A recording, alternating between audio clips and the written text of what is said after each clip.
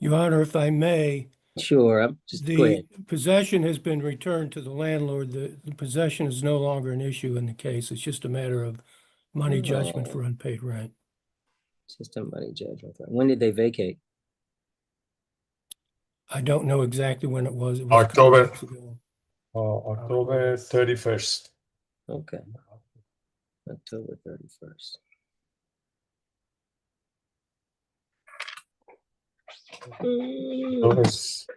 Yeah, October. I'll be honest, counsel. If there are possessions already been returned, fellas, the truth is you do need counsel to really appropriately argue these defenses that you're making, particularly since any money judgment. I understand you may or may not be personal guarantors on anything, but as far as the judgment is concerned, it would be against. At the beginning of the court hearing, the lawyer informed the judge that the tenants had already returned the property to the landlord. Because of this, possession of the restaurant space was no longer an issue in the case. The main matter left for the court to decide was the unpaid rent and the possible money judgment. The judge asked when the tenants vacated the property, and it was confirmed that they left on October 31st. The judge explained that since the property had already been returned, the court only needed to focus on the financial dispute. He also mentioned that legal arguments in such cases are usually handled more effectively by a lawyer. The judge asked the tenants whether they planned to hire an attorney to represent them. However, the tenants explained that they could not afford legal counsel because they had already lost a significant amount of money in their business. This business here, this LLC, I do see that the registered agent, at least according to counsel, was served. Are there any, do you guys desire to try to get an attorney to argue the overall total damages that have been alleged? Or are you guys, what's your position here? Your Honor, I can tell you very quick that, what happened, that we couldn't pay rent. Okay. So if that's what you want me to do, I can tell you exactly what happened. I didn't know if there were anything else beyond that. Sometimes there's more to that. I did see your answer. If there was anything else that you wanted to make or bring up, or did you feel as if you still wanted to pursue counsel? Otherwise, we're going to proceed on. Yeah, I mean, again, we really cannot even afford a counsel because we lost a lot of money in this space.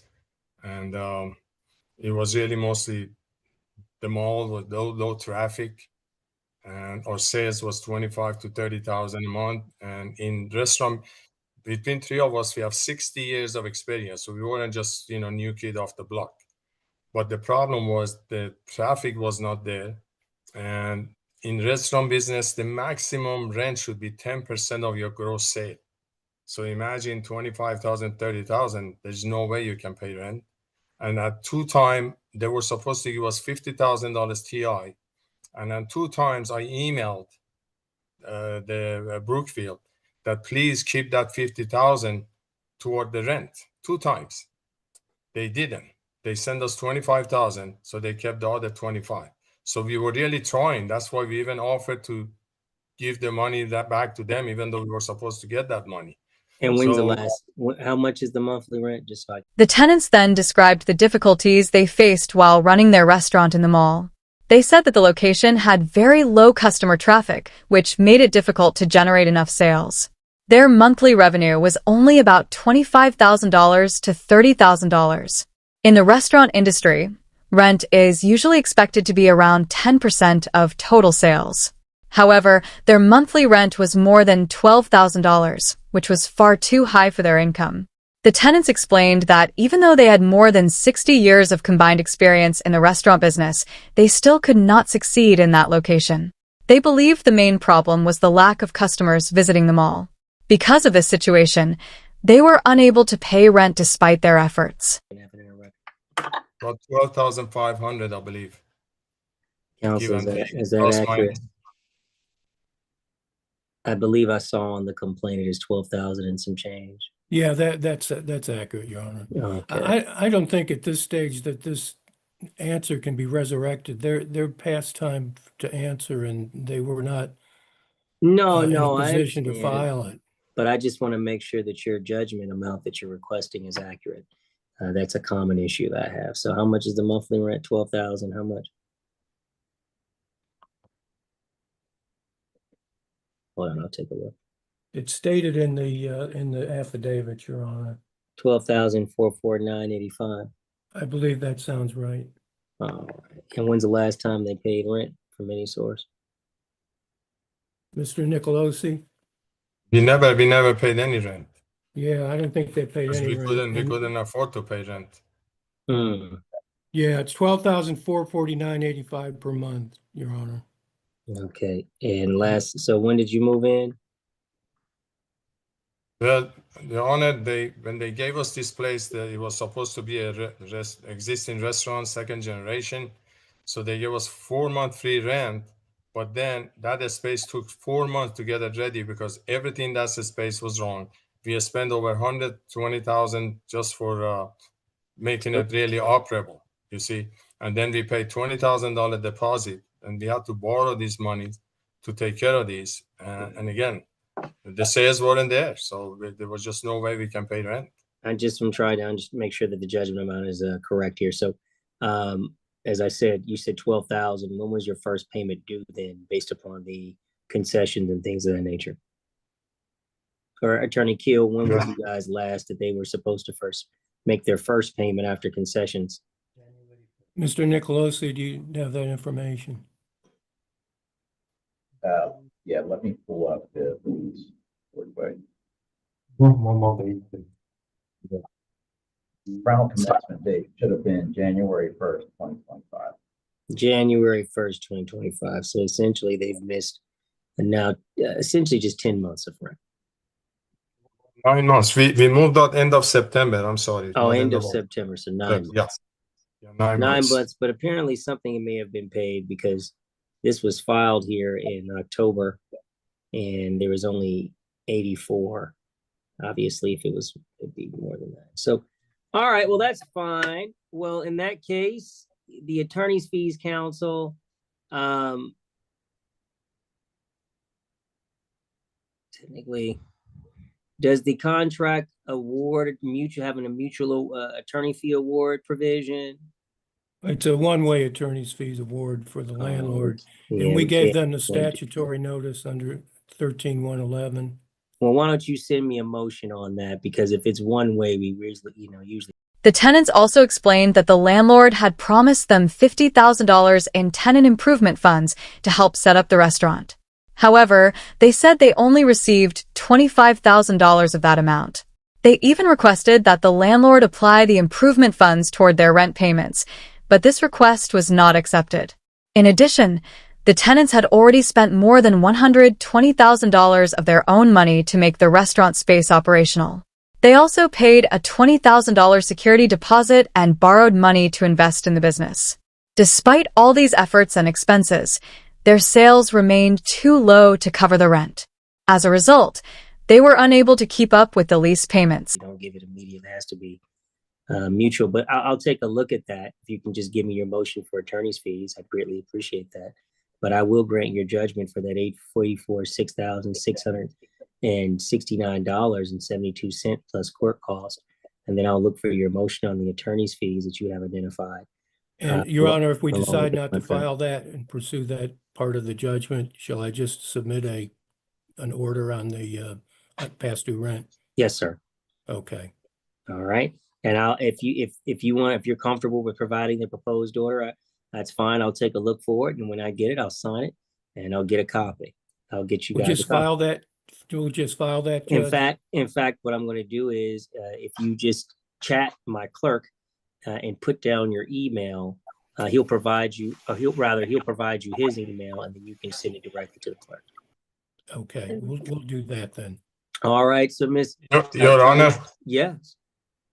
we left all the equipment that we bought brand new because they were not attached, so they were not fixtures. But we left everything according to Mr. Nicolosi asking us to leave it. So that's the assets we have. That's all the assets we have. We have nothing else. So why we couldn't take the one that I don't know why you couldn't take that. Because they asked us. They said leave everything. But at what but hold on, wait. Yeah, we just booked our computer. That's it. Hold on. If you left equipment that was yours, that was unattached, I'm not sure why you wouldn't take it, unless you're intending on getting some type of discount. Mr. Nicolosi sent me an email, said leave everything as is, and then you can walk away. Okay. I have his email. So tell me that, Mr. Nicolosi, Attorney Kill, what's up with that? So Your Honor, the lease states if the tenant's in default, they can't take it. So I put that in the email, sent it to them, and I'm sorry, you can speak up for me. I'm sorry, I didn't hear anything you said. the lease doesn't allow for a tenant to remove anything if they're under default. That's what the lease specifies. So I sent that to Mr. Germani via email, and he obliged. He doesn't need to remove, he can't remove anything that are not fixtures of his that he owns? In the event that you would have a writ of possession and be able to remove all of his possessions out anyway? That doesn't make any sense to me.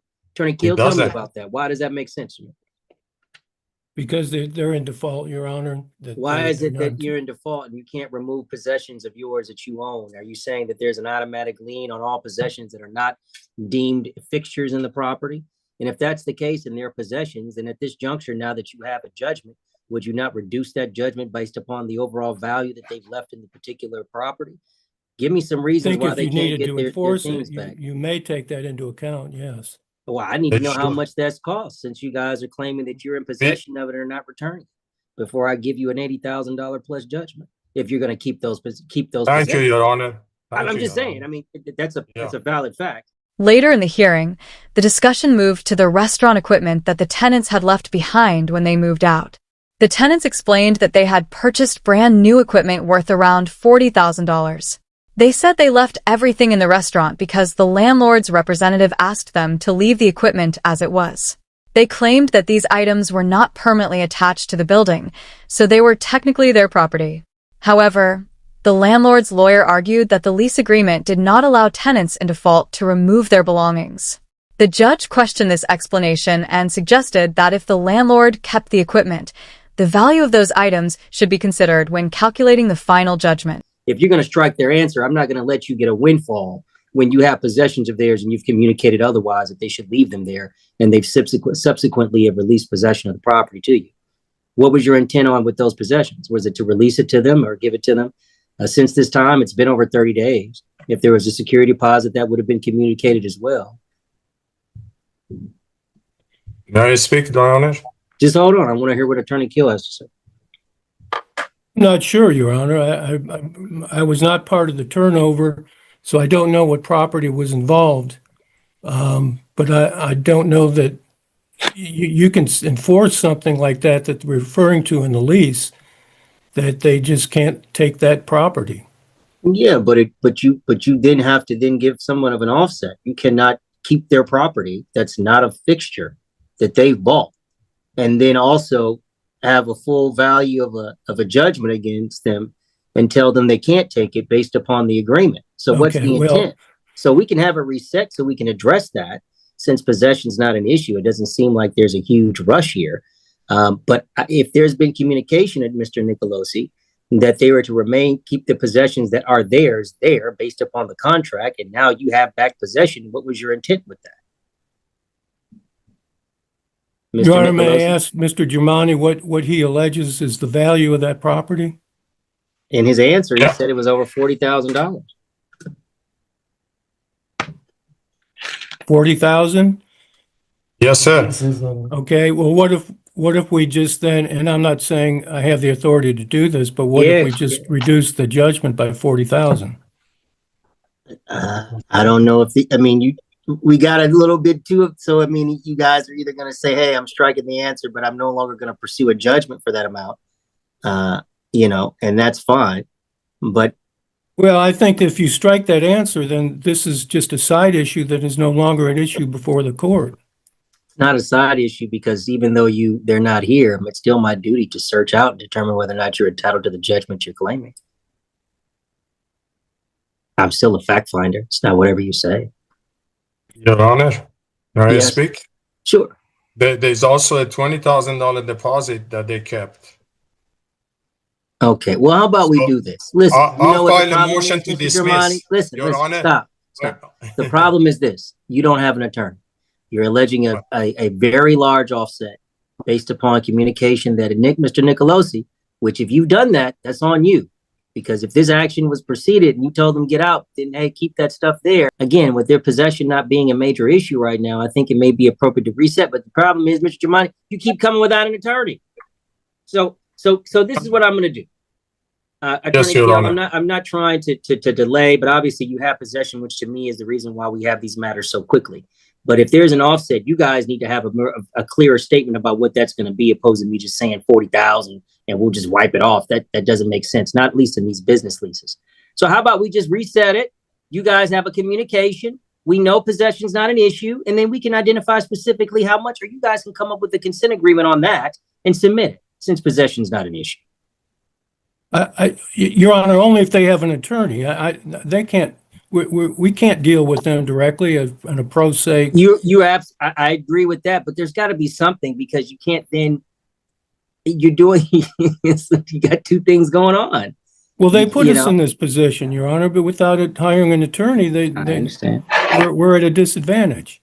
Well, I also have a duty to do some justice, man, and all I want to do is make sure that I get it right. I'm really big on that. And so I'm not saying that you're not entitled to a judgment, Attorney Kiel. I think that's fine. Okay, may I offer a way out of this, Your Honor? Sure. If we put the burden on them to show up with an attorney to deal with us within a certain time period, then we'll negotiate this out. But if they don't appear with an attorney, that we enter the judgment as stated.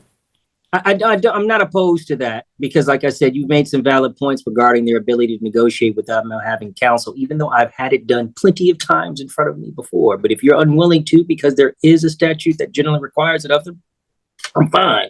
But at this juncture, I don't feel comfortable putting in the full default amount based upon admissions made by your witness. Right, I understand. We get that. And if we could just put the burden on them to show up with an attorney in the next 15 days to negotiate a resolution, we will cooperate and do so. In the event that they do not, then I think you are entitled and well within your rights to go ahead and enter the full amount of the default judgment. That's true. And I think that's what we'll do. And so I'll get it reset for a 2-week calendar. Mr. Germani, you got to do your due diligence. There are people out here who will represent you. There are attorneys. But what I will do is I will reset it. I think that's appropriate with that additional information. So Real Reset Counsel, look out. It'll probably be on another Tuesday. If it's in 2 weeks, it may be on my in-person calendar. And you guys just look out in your email. Again, Mr. Germani, if you do not have an attorney, it's going to be that $84,000. Again, if you're personally a guarantor, that's going to end up affecting you anyway. All right. But I'll both let you and Attorney Kiel as well as Mr. Nicolosi go, and I will. You guys look out in your email for the. Just so you know, Your Honor, there is no personal guarantee in this one. Okay. I don't get change the thing, but that's usually how it goes. But that's fine. That's fine. You guys must have been doing business for a while if there's no personal guarantee. All right. Well, 60 years, Your Honor. 60 years altogether. I clearly. Well, I'll let you folks go this afternoon, and I will see you guys back unless you guys resolve with an attorney previously. Okay. Thank you, Your Judge. Honor, Your Honor, I really appreciate your, being so fair and no worries. by the law. No. I've been a broker for 24 years. Always attach things that stay unattached. It's okay. It's okay. Not trying to rush you, but I kind of am. So I'm gonna let you guys go. Okay. Thank you so much. All Have right. a great week. Thank you. The judge explained that it would be unfair for the landlord to receive both the equipment and the full amount of the money judgment. Because of this, he wanted more information about the value of the items left behind. The landlord's lawyer suggested possibly reducing the judgment by about $40,000, which was the estimated value of the equipment. However, the judge said he preferred to review the facts more carefully before making a final decision. Since the tenants did not have a lawyer and the details were still unclear, the judge decided to postpone the final ruling. He scheduled another hearing in about 2 weeks and advised the tenants to try to hire an attorney before the next court date. The judge also warned that if they returned without legal representation, the court might approve the full judgment of about $84,000 in unpaid rent. The hearing ended with both sides thanking the judge and waiting for the next hearing to resolve the dispute.